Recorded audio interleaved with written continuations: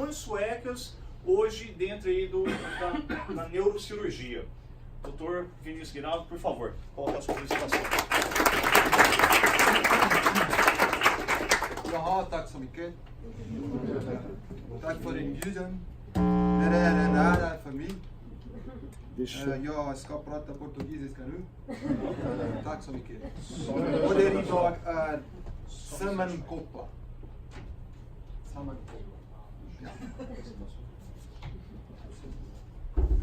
Bom, agora eu vou falar em português. Eu também estudei aqui na Câmara Sueca durante 3 anos, sueco, há bastante tempo. Então, por isso que ele está muito enferrujado assim. Desculpe. Então vamos falar um pouquinho de uma área um pouco mais, digamos, talvez árida. Vai aparecer um pouco de sangue, espero que ninguém fique preocupado porque está distante. Vou falar dessa sequência, Sammankoppa.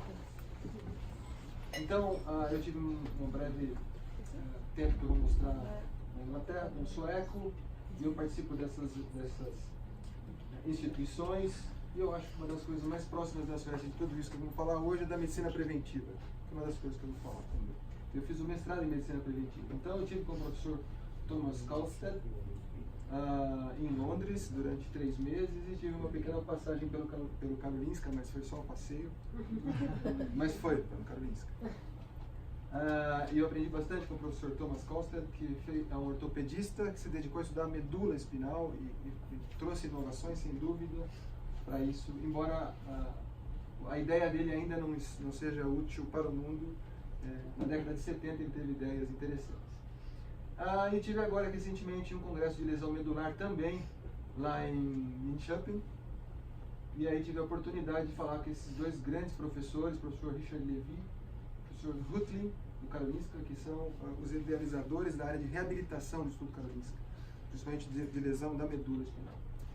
Então, o que é a neurocirurgia, para quem não conhece? Por que a gente está aqui? Vamos falar um pouquinho disso. Essa é uma pessoa conhecida que dispensa comentários, e a grande questão é por que ele pensava tão diferentemente de nós. E pasmem, esse é o cérebro dele.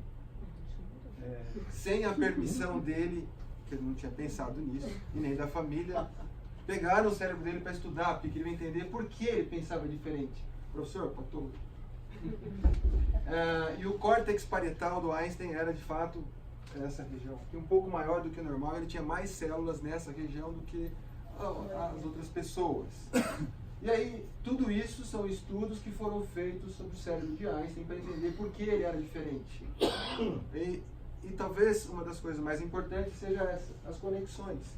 E é por isso que a gente está aqui, é por isso que essa mobilidade que foi falada é importante. Nós precisamos de contato, não há outra forma, o cérebro mostra isso. Em todas as outras situações biológicas a gente pode fazer essa analogia. De fato, esse é o nosso cérebro cheio de conexões, muitas conexões, e existem modelos matemáticos e modelos biológicos para tentar explicar por que isso acontece. Mas a neurocirurgia começou com coisas muito rústicas, como a abertura do crânio com facas, isso aqui é do Peru, para que a gente acessasse o cérebro e entendesse um pouco mais sobre a função do cérebro. Passou por um início na Inglaterra, com instrumentos bastante específicos para acertar o alvo no cérebro, já que todas as regiões são muito importantes. E se pensou em fazer acessos mais próximos, quer dizer, se o cérebro está aqui, sem abrir o osso, não é possível chegar pelo nariz ou pela boca, né, numa situação em que ainda, vocês podem imaginar, isso tem quase 100 anos, quer dizer, a neurocirurgia, como nós conhecemos hoje, é bastante recente, são 100 anos, é muito pouco. Então, o neurocirurgião é um médico que se especializa na área de neurociências e que estuda o cérebro, a medula espinal e os nervos do corpo, de forma que a gente conhece todas as estruturas do corpo. E aí existem inúmeras possibilidades de estudos. Eu chamaria atenção para essas últimas, realidade virtual, mas o que eu acho que faz a diferença e é importante do ponto de vista de conexão e inovação é a gente entender a cultura do pensamento sueco, na minha opinião, para que isso de fato chegue a uma inovação, que é alguma coisa que a gente possa criar e fazer a diferença na pessoa, né, na vida das pessoas. Não basta ter uma ideia, né, ter uma invenção, a gente sabe disso. E não significa um produto mensurável, visível, às vezes é um processo, é uma gestão diferenciada, né? Isso é bastante comum e tem acontecido na Suécia, especialmente em Göteborg. Então essas salas inteligentes, por exemplo, nos pós clínicas existem, com inúmeros recursos tecnológicos modernos para que a gente acerte o alvo, digamos assim, e que faça a cirurgia mais rápida e mais eficiente. Esse neurocirurgião fez a diferença no mundo, ele ainda está vivo, tem 94 anos, ele é turco, fez uma formação na Inglaterra, na Suíça, e nós tivemos a oportunidade de fazer uma publicação sobre a história dele, porque de fato ele fez diferença. Quer dizer, essas pessoas que fazem a diferença são de fato guias para nós. Aqui eu posso falar do professor Olive Kruna, do Karolinska Institutet, que foi um dos idealizadores de uma cirurgia, entre aspas, mais limpa, com menos sangue e com mais precisão do ponto de vista de cortes menores, basicamente na época, na década de 40 e 50, em Estocolmo, no Karolinska.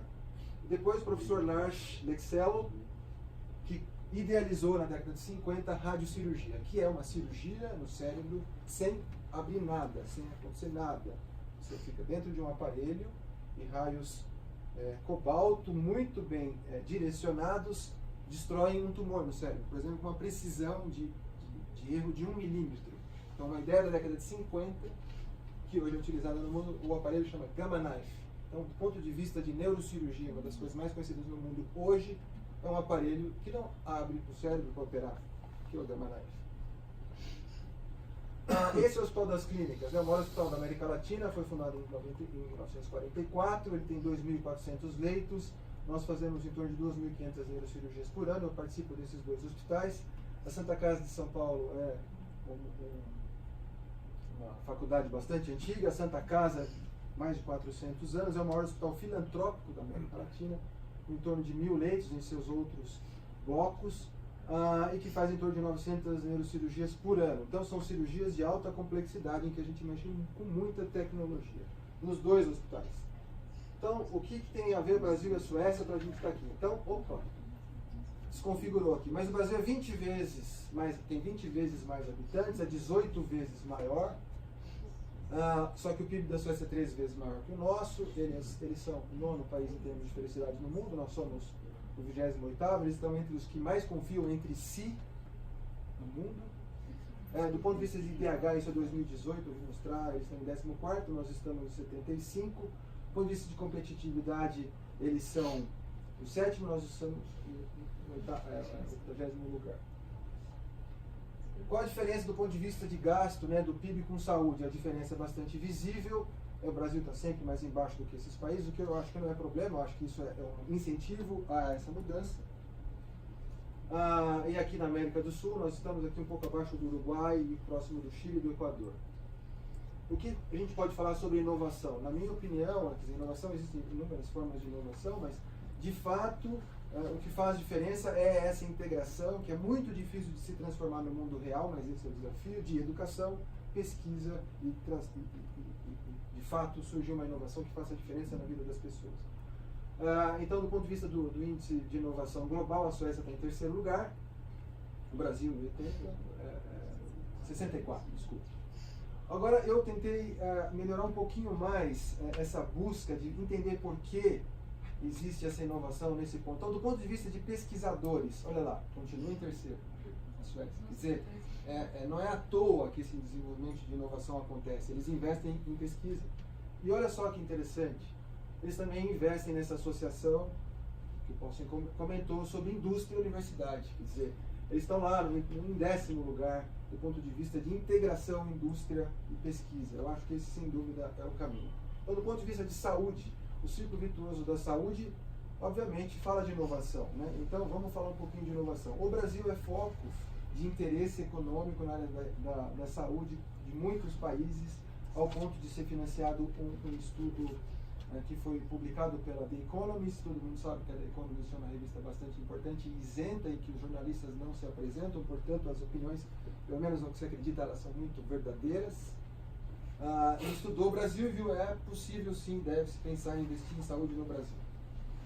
E por que investir em saúde no Brasil? Olha o que aconteceu nos últimos 20 anos. O Brasil dobrou de tamanho do ponto de vista de população, enquanto em 20 anos a França, 100 anos. A cidade de São Paulo, em torno de 15 a 20 anos, também dobrou de tamanho. E o que isso significa do ponto de vista de saúde?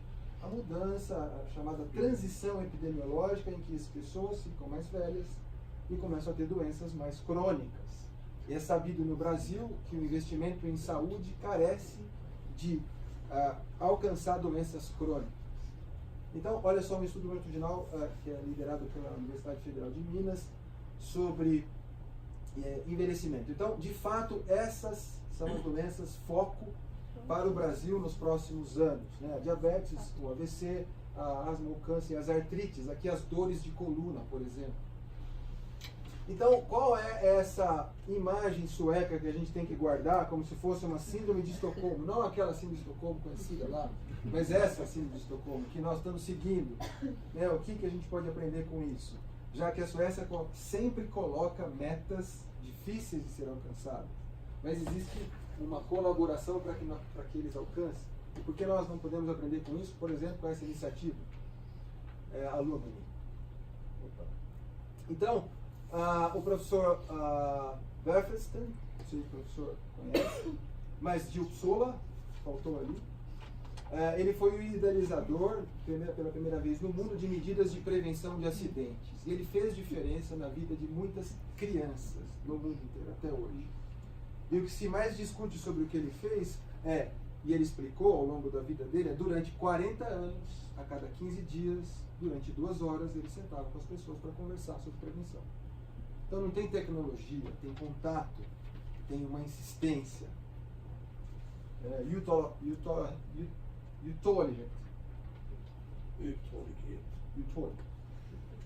A prevenção primária é evitar que uma doença surja, quer dizer, antes que aconteça alguma coisa.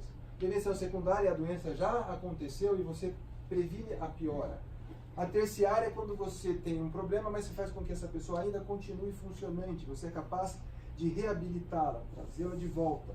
E a quaternária, que é mais recente, é evitar desperdício, o que é muito comum na área da saúde, infelizmente. Então, eu acho que isso é uma oportunidade, é uma ideia sueca da década de 50 e passa a ser uma oportunidade se a gente entende que só 3% do dinheiro dos Estados Unidos da América, que é uma economia de mercado, investe em prevenção. Quer dizer, eu acho que isso é uma oportunidade. É pouco, por outro lado, é uma grande vantagem. Então, o que eu posso falar para vocês, o que a gente pensou nisso, né, ao longo desses anos, o que a gente conseguiu contribuir? A gente ficou atento aos grandes problemas brasileiros, que não dá para fazer prevenção primária, um pouco de prevenção secundária, quem sabe uma prevenção terciária. Então, as causas mais comuns de morte no Brasil, de 2005 a 2015, continuam sendo, por exemplo, o acidente de trânsito. E aí o neurocirurgião é uma parte importante. A gente trata de pessoas que sofrem acidentes e que têm traumatismo no crânio, na coluna, na medula. Então, é necessário que surjam políticas direcionadas para a prevenção do acidente, antes que ele aconteça, mas se ele acontecer, que a gente consiga fazer alguma diferença. Então, de fato, a violência ainda é um problema no Brasil, mas também os acidentes são comuns, com uma taxa de diminuição em pedestres, mas o aumento, por exemplo, de acidentes com motociclistas. Mas o que eu acho que fez grande diferença foram algumas leis baseadas em conceitos de prevenção suecos e que fizeram a diferença, por exemplo, o uso de cadeira de criança no banco de trás de carro. Isso diminuiu 60% das mortes de criança. Isso é uma coisa sem precedentes do ponto de vista de prevenção e foi só uma orientação. Então, a questão da cultura faz mais diferença, eu acho ainda, do que o processo de chegar a um produto vendável. Eu acho que tem coisas para fazer antes. Quais são os exemplos que a gente pode dar? Então, no sul do país, houve uma tentativa de prevenção para acidentes, mas elas não foram eficientes. Talvez um pouco mais de cultura sueca, no bom sentido, para que a gente pudesse fazer acontecer as coisas. Sucessivamente, anos a fio, tentando modificar. Não foi possível modificar a prevenção lá atrás de acidentes.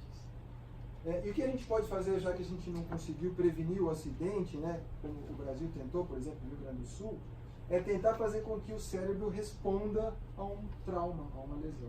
E por incrível que pareça, não sei se vocês já ouviram falar, essa conversa popular. Uma vez que teve uma lesão no cérebro, ela nunca mais volta ao normal, você não consegue voltar mais ao normal. Isso era verdade até 97, com o professor Erickson, o Göteborg, o Saul Grenska, que mostrou pela primeira vez, publicado na Nature, de que existe crescimento de célula do cérebro, sim, em 97. Até então não se pensava, uma vez que o cérebro morreu, acabou. Não é verdade.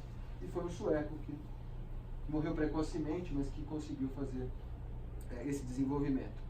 E mais, uma proposta da Universidade de Lund, Lund Therapy, começou a fazer com que a gente conseguisse controlar melhor a pressão do cérebro, enquanto o cérebro doente, por um acidente, e a mortalidade diminuiu, só que começou a ter muito mais problema para a unidade de reabilitação, que tinha pessoas mais doentes chegando.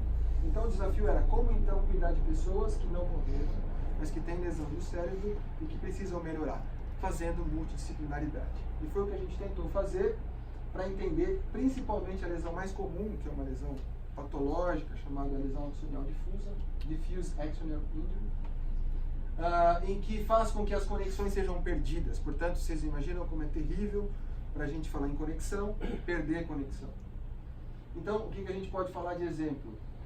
Que começou, por exemplo, lá no Karolinska, na década de 70, uma monitoração mais precisa do cérebro, e nós conseguimos fazer isso no Hospital das Clínicas. Não sei se dá para ler, mas aqui é Estocolmo. Então, é um aparelho sueco que a gente usou na neurocirurgia para poder medir o metabolismo do cérebro e tratar melhor dele durante uma cirurgia neurológica. Então, aqui, Estocolmo. E outro, nós criamos esse grupo em 2009 de tratamento de pessoas com lesão cerebral, e nós conseguimos publicar em revistas importantes, aqui a minha contribuição, um grupo multidisciplinar, por exemplo, mostrando que embora o cérebro se machuque bastante, ele perca o tamanho dele, está comprovado, a função neurológica melhora no primeiro ano depois de um acidente, porque o cérebro ou nasce novas células, como o Erickson falou, ou porque existem mais conexões, as conexões aumentam para tentar reagir e melhorar. Essa foi uma outra contribuição do nosso grupo, numa revista bastante importante também, sobre as funções cerebrais e a melhora dessa função ao longo dos anos. E talvez a publicação mais importante nossa, esse é um radiologista, essa é uma neuropsicóloga, eu sou o primeiro médico do grupo multidisciplinar, que publicou também na Brain Injury, que é uma famosa revista da área de ciência, neurociência, sobre a plasticidade, a capacidade do cérebro de responder a um trauma, a uma lesão. Então foi um estudo bastante interessante, com alto padrão, realizado aqui no Brasil. E talvez uma das coisas mais desafiantes hoje em dia para o Brasil, e na Santa Casa, que passou por uma crise financeira muito grande, a gente conseguiu fazer um estudo de custo do tratamento desses pacientes que sofrem uma lesão cerebral traumática, mostrando que é muito, muito, muito caro o tratamento dentro do hospital.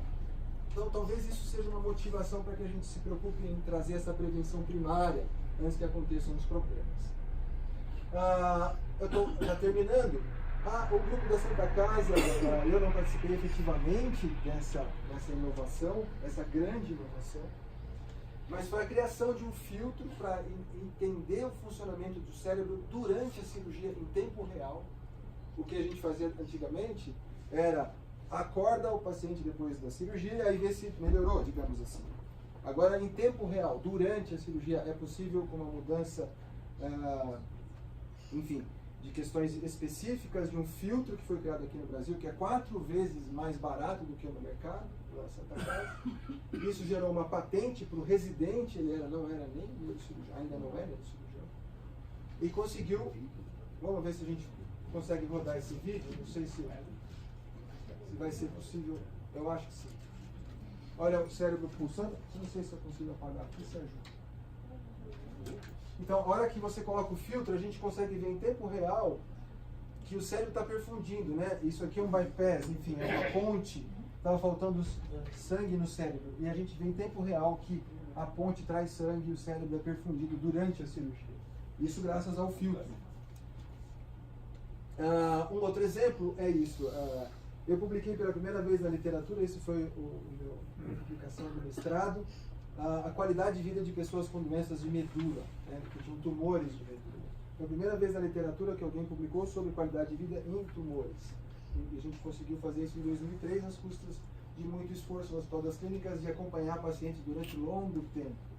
Então foi uma contribuição interessante nossa, e usando a tecnologia do Renan, que é o residente, o novato lá, e um pouco da ideia do professor... está muito devagar. Do professor Olive Kruna. A gente fez, isso é uma cirurgia de medula, eu acho que está muito devagar o vídeo. Mas enfim, nós vamos utilizar, é um tumor na medula, nós vamos utilizar o filtro para saber o que é tecido normal, do que é um tecido doente, e tomar a decisão em tempo real de quanto avançar nessa retirada desse tumor por causa do filtro em atividade. Foi a primeira vez também na literatura que, enfim, na literatura não, a gente ainda não publicou, mas que isso aconteceu com esse filtro de baixo custo na medula. Está terminando já, isso é para mostrar o resultado talvez de um hospital tão grande, de uma equipe multidisciplinar tão empenhada, né? É um paciente que era militar, candidato a ser militar aqui do Barro Branco, em que sofreu um acidente de carro e teve uma lesão no cérebro. Essa mancha branca é uma lesão bastante grave, numa porção bem profunda do cérebro. Você pode ver que essa é a situação desse paciente durante o tratamento no hospital, com vários tipos de lesão. Aqui eu posso mostrar essa lesão, inúmeras lesões no cérebro ao longo do tempo, e ele no ambulatório, voltando com a gente com a dificuldade de andar, não andava e não mexia, e ao longo do tempo, nós, com ele, com a família, com bastante tratamento, a gente conseguiu mostrar para ele. Tem sim conexão, as coisas acontecem, a gente precisa estar junto para chegar num resultado como esse. Então, a minha opinião final, como conclusão, seria de que as interconexões Samankopla aconteçam de fato, que seja possível uma cultura de prevenção sueca para o Brasil, que a gente possa inovar do ponto de vista de trazer uma prevenção mais precoce, e que que os egressos tenham a oportunidade, já com um pouco de cultura sueca, de trabalhar em empresas suecas aqui no Brasil, que possam fazer a diferença em empresas suecas ou trazer essa filosofia sueca para as empresas brasileiras. Obrigado.